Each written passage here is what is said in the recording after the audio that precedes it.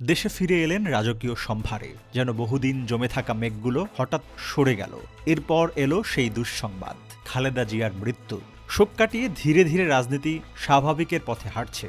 সামনের নির্বাচনের দিকে তাকিয়ে সব রাজনৈতিক দলই তাদের হিসেব পোক্ত করছেন। কিন্তু বাংলাদেশের সামনে রয়েছে বেশ কয়েকটি খটকা প্রশ্ন। যে দৃশ্যগুলো দেশের মানুষ সাধারণত দেখতে চায় না, আজ সেই দৃশ্যগুলো বেশ চোখে পড়ছে।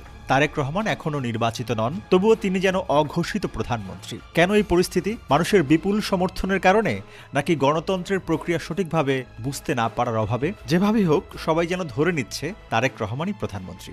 তাহলে নির্বাচন কেন? ভোটের গুরুত্ব কোথায়? প্রতিদিন বিভিন্ন পক্ষের সাথে তারেক রহমানের দেখা, মোটা দাগে বিএনপির প্রতি এই সমর্পণ, সব মিলিয়ে দেশের রাজনীতির মানচিত্রে নতুন চিত্র গড়ে দিচ্ছে। একটি ফুটেজ দেখছে দেশের মানুষ।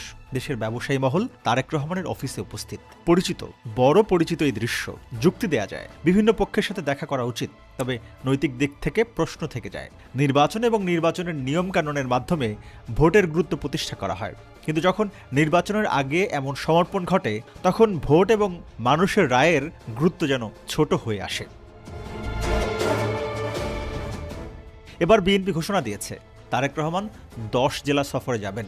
দলের বক্তব্য, এটি নির্বাচনী প্রচারণা নয়, তাই নির্বাচনী আচরণবিধি লঙ্ঘিত হবে না। যুক্তি থাকতে পারে, কিন্তু সততার দিক থেকে বিষয়টি সন্দেহ জায়গায়। রাজনীতির পথ এত সহজ নয়।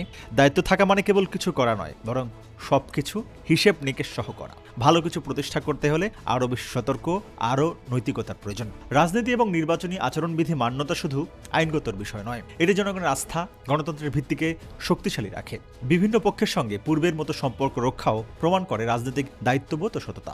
এই সমস্ত কিছু মিলিয়ে বাংলাদেশের রাজনীতির সাম্প্রতিক চিত্র একদিকে সমর্থন এবং সম্ভাবনার স্রোত দেখায়, অন্যদিকে সতর্কতার ঘাটতি এবং নৈতিক সংকটও প্রকাশ করে।